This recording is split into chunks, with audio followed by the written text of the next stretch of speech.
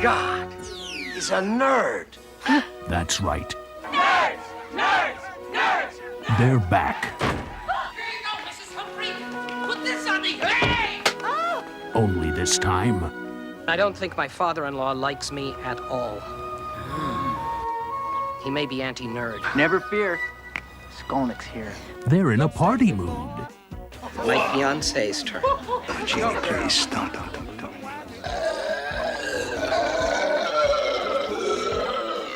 And they're serious. All right, everyone, just cool it. Knock, knock. Is this a private party? About life. Your wedding isn't ruined. What are you talking about? Love. The wedding is off. Darling! Well, it's on! What's on? The wedding! And devotion. Butterfly. Eskimo. Butterfly. Eskimo. Butterfly. Eskimo. I would know that horn anywhere. How am I supposed to get married without a clergyman? I can marry you. But I don't love you. Revenge of the Nerds, Part 4. Nerds in Love.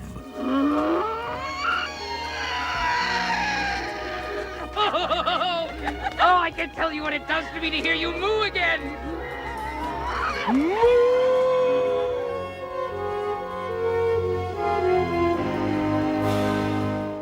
Hey there, welcome back to another video. This time around, it is my review and rant on the 1994 made-for-television comedy sequel, Revenge of the Nerds 4, Nerds in Love.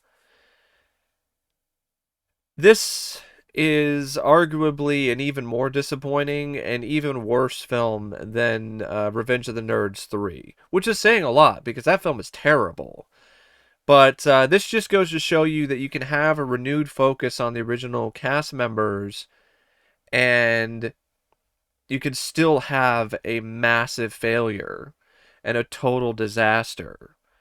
It's directed by Steve Zacharias, who also wrote the film with Jeff Buhai.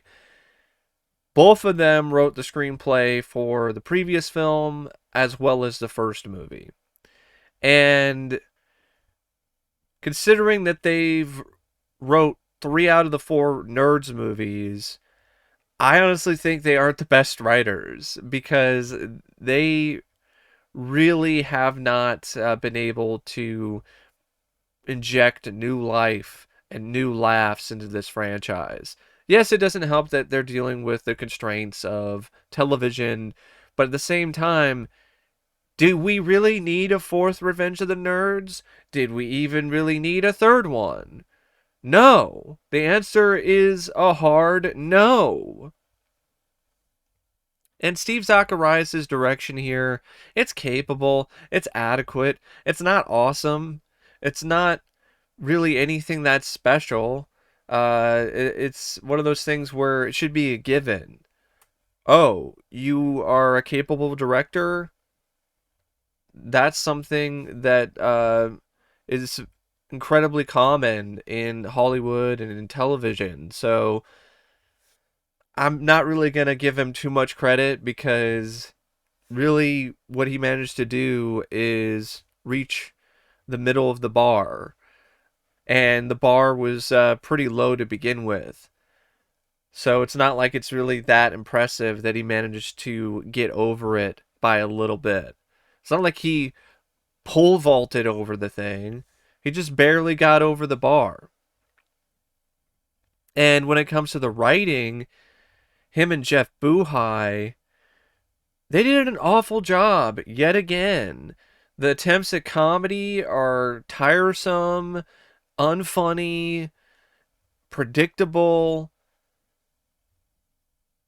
You have references to the other films in the franchise. You have scenes that just drag on for ever and ever and ever. I mean, it is absolutely absurd how long some of these scenes drag on.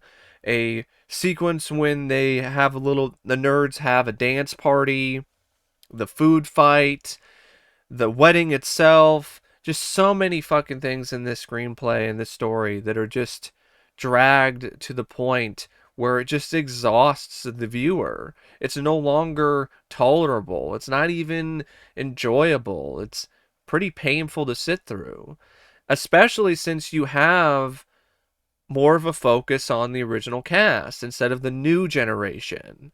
Even though the new generation does make an appearance here as well. Not all of them, though. You only get the fat British guy who I hate, who can't act, isn't funny at all, but he's back for some fucking reason. Lewis's nephew, he returns, and his whole thing is that he's going on a bunch of liaisons with this cougar. Okay, with this rich old white lady who I guess really likes some nerd dick. She can't get enough of it. And you also have, I think that's the only two of the new cast members. It's just the fat kid and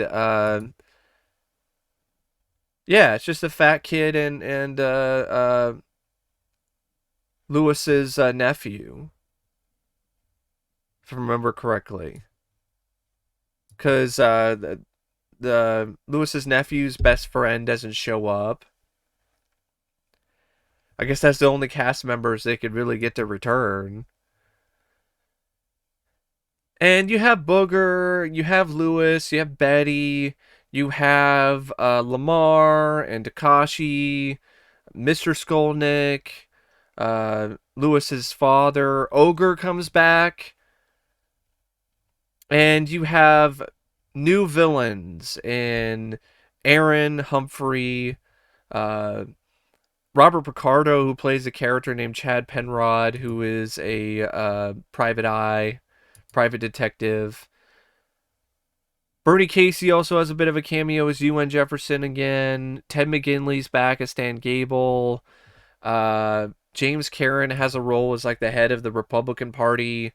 There's this other guy named Chip Medford, played by Stephen Davies, who's one of the main antagonists as well.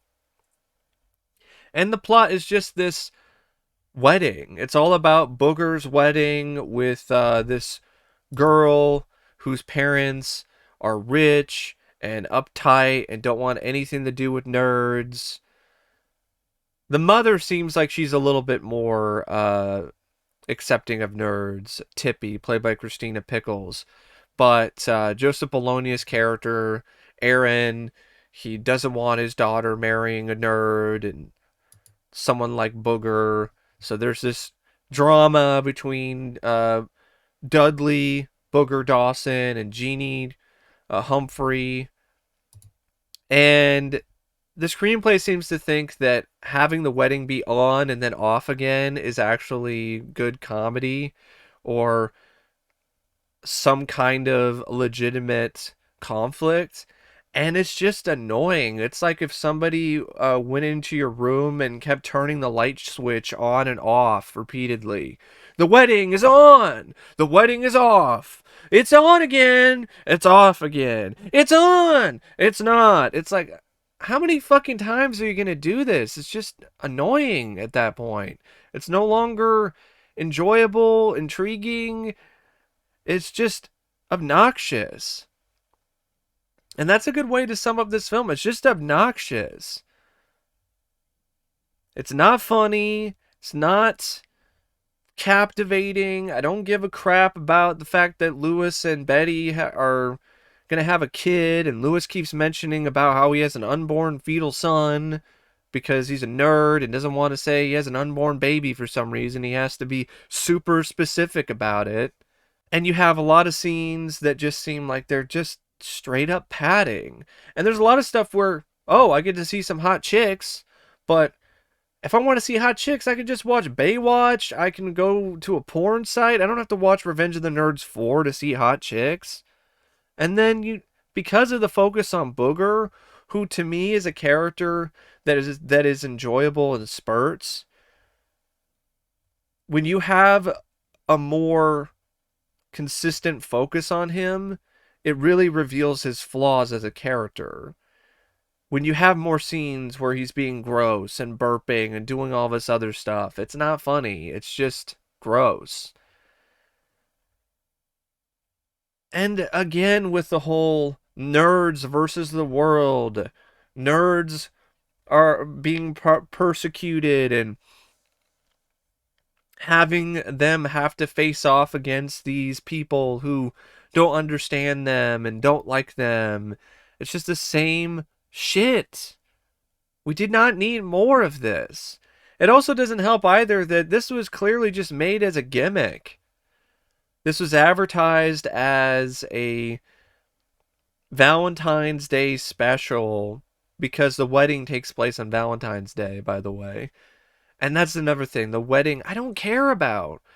It's got its heart in the right place when it comes to the tone of the film, but at the end of the day, I don't give a shit whether Booger and Jeannie get married or whether they split up.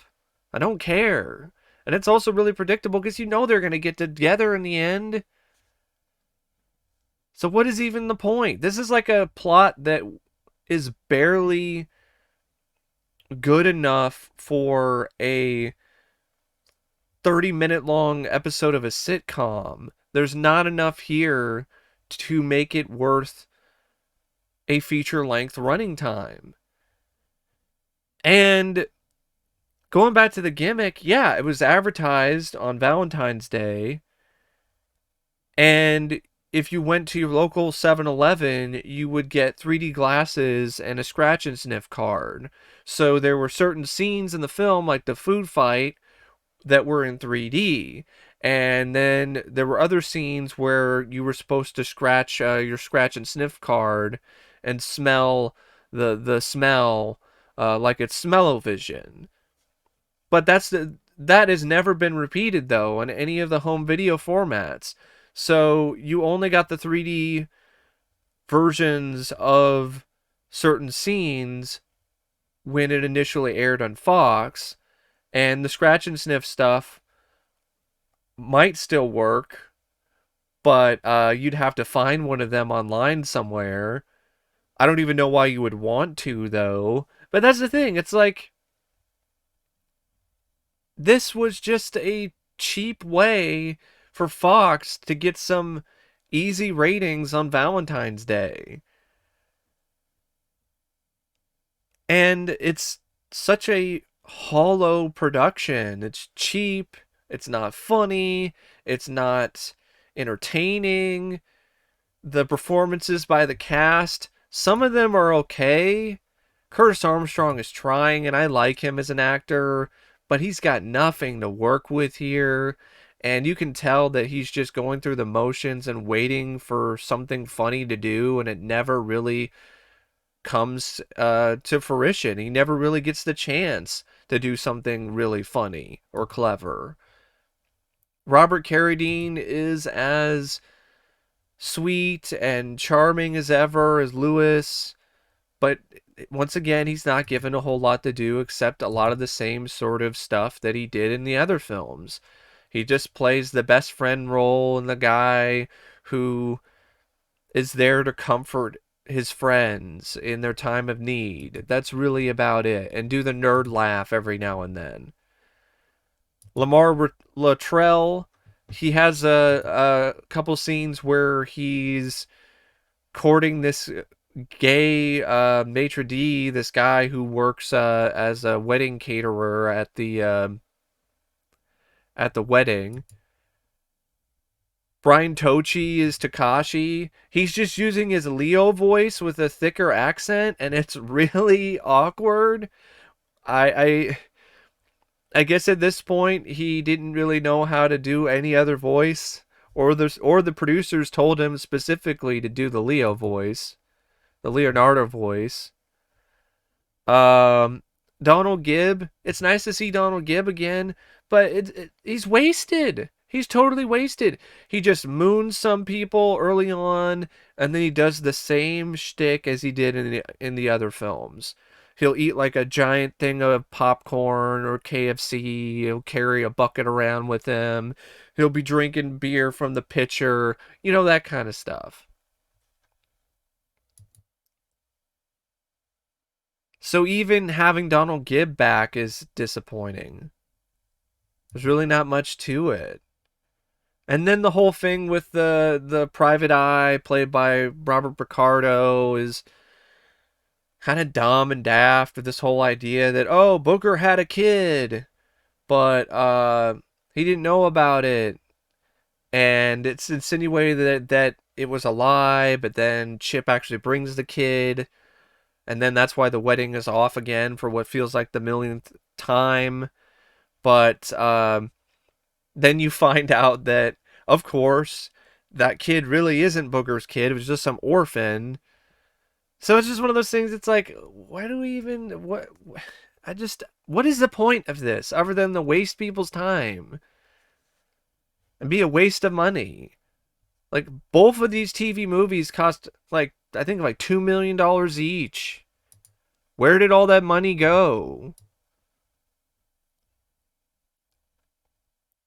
And yeah, at a running time of 92 minutes, it still feels like 192 because there's just not enough here to consistently engage you on any level. None of the jokes work. The plot with the wedding, you don't give a crap about. Even the box art is a disappointment because it shows Poindexter, and Poindexter isn't even in this movie. So the box art is lying to you. At least the box art on the DVD. Wormser doesn't show up. Gilbert's mentioned briefly by Booger in one scene, but that's about it. I mean, it's just one of those films where it's not very good. It's pretty shitty. It's pretty crappy. It's another one of those lame, lazy retread sequels that were dumped to television because a studio was trying to find a way to get some quick ratings, or it was maybe some kind of backdoor attempt at a TV pilot. Because that's what I actually heard, is that it was an attempt to garner interest for a Booger TV series, and that didn't work. Like, if you were going to do an attempt for a Booger TV series, this is like the worst attempt you could possibly do, because all it did is just put the final nail in this franchise's coffin, and really did solidify the fact that audiences were no longer in love with the nerds. But anyway, I don't really know what else to say about this piece of shit direct-to TV unnecessary sequel, except thanks for watching my review and rant, and as always, I'll see you later. See ya.